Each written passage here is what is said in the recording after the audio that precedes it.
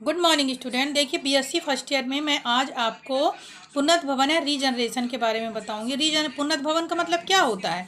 विभिन्न अंगों का सतत टूटना फूटना, टूट फूट के पुनः पुनः उस स्थान को आ जाना। जैसे कि त्वचा, आहार नाल वगैरह जो अंदर डैमेज जो हो जाते तो उन डैमेज को जो उनको रिपेयर किया जाता है उसको मरम्मत कहा जाता है।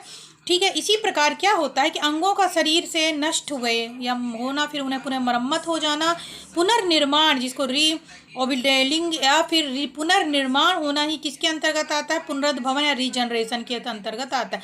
ट्रेम्बले ने सर्वप्रथम 1740 में हाइड्रा में पुनरुद्ध भवन की खोज की। ट्रेम्बले जो थे 1740 में जो हाइड्रा जो है उसमें पुनरुद्ध भवन की खोज की, मतलब उसमें पुनः जो उसके आर्म वगैरह टूट गया पुनः उसमें आ गए, उसमें की खोज की। ठीक है।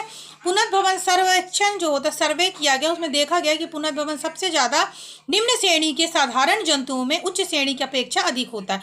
मतलब जो लोअर वाले जो होते हैं एनिमल्स उनमें पुनरुद्ध भवन ज़्यादा पाए जाते हैं। प्रोटोजोआ में देखिए अमीबा में कूट पात का निकाल दिया जाता है, तो निकल जाने के बाद कोशिका देह पर संश्लेषण करके पुनः वह आ जाता है। तो ऐसे सीलिया का, तो ये प्रोटोजोआ में हो गया। पोरीफेरा जो होता है इसमें क्या बहुकोषी को मल्टी सेलुलर जो इसका ऑर्गेनाइजेशन होता है, बहुकोषी संगठन होता है, वो अत्यधिक क्षमता पाई जाती है। विल्सन ने 1907 में पोरीफेरा में रेशम के कपड़े में छान कर कोशिकाओं को पृथक कर दिया। पृथक करने के बाद देखा कुछ समय बाद वहाँ पे फिर कोशिकाएं आ गई। इसके बाद सिलेंट्रेट जो होते हैं उसका उदाहरण हमने पहले ही बता दिया कि हाइड्रा जो होता है, हाइड्रा के किसी एक भाग का कट जाता है, टूटने के बाद उन्हें पुनः नया भाग आ जाता है। ये किसमें होता है? हाइड्रा में। तो ये भी पुनरुद्ध भवन कहलाता है। ठीक है। 7 सिरा वाला हाइड्रा जो होता है, कितने 7 सिर वाला हाइड्रा जो होगा, जब उसका एक भाग कट जाता है तो वहाँ पे क्या होता है? पुनः हाइड्राइड नाम से एक दैत्य सर्प का नाम के भी जाना जाता है, तो उसमें पुनः ये ऊँग आता है। याद रखिएगा, हाइडर नामक एक दैत्य वर सर्प के नाम के आधार पर सिर काटने पर नया सिर बन जाता है, ऐसा मान्यता थी लीनियस के अंदर। प्लेटेहेल्मिन्थस का उदाहरण होता है जैसे प्लेनेरिया क्रमिक टुकड़े, कितने 4 टुकड़े कर देंगे, ABC में टुकड़े कर देंगे। टुकड़े करने के बाद संपूर्ण शरीर का पुनः निर्माण हो जाता है। तो ये किस में होता है? जो प्लेटेहेल्मिन्थस जो होता है उसमें प्लेनेरिया। इसके बाद जो होता है निमेटेहेल्मिन्थ में पुनरुद्ध भवन की क्षमता नहीं पाई जाती है। कुछ जंतुओं में विशिष्ट रूप से ये विकसित होता है। एनेलिडा में ओलिगोकीटा जो होता है, ओलिगोकीटा और पॉलीकीटा जो होते हैं, इनमें एनेलिडा जंतुओं में अग्र एवं पार्श्व भाग में पुनरुद्ध भवन की क्रिया पाई जाती है।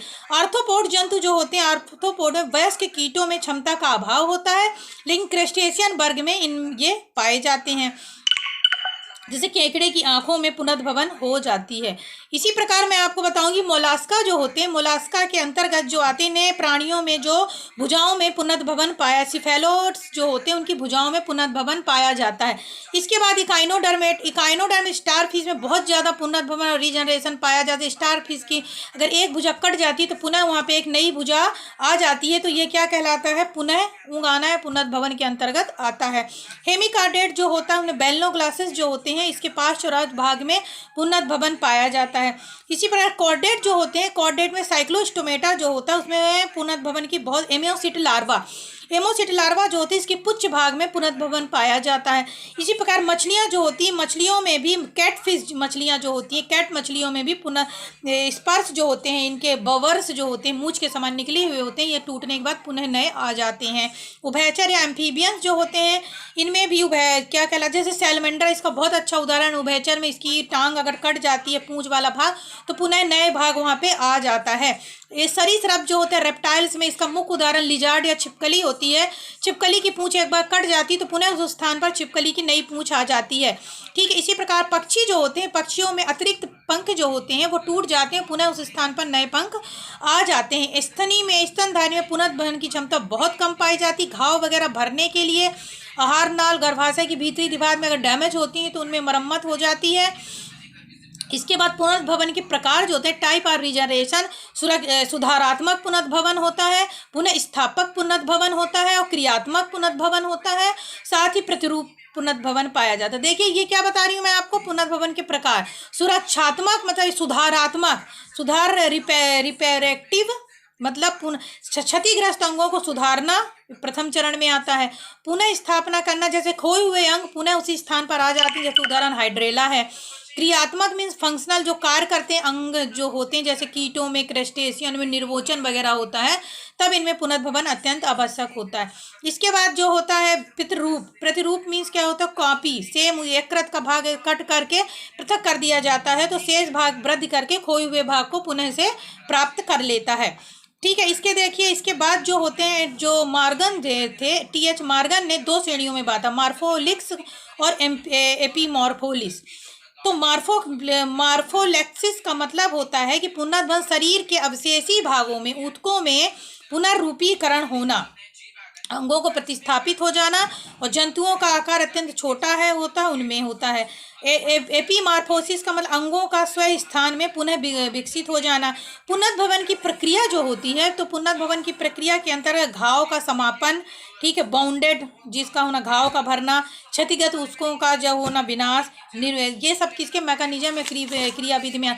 ब्लास्टोम का निर्माण होना, वृद्धि होना, घाव का समापन होना मीन्स घाव किसी स्थान पर चोट लग जाती, रक्त निकलता, रक्त निकलने कुछ समय बाद वहाँ पे बंद हो जाना। क्षतिग्रस्त ऊतकों का निर्माण हो जाना, जैसे कि निर्विभेदन।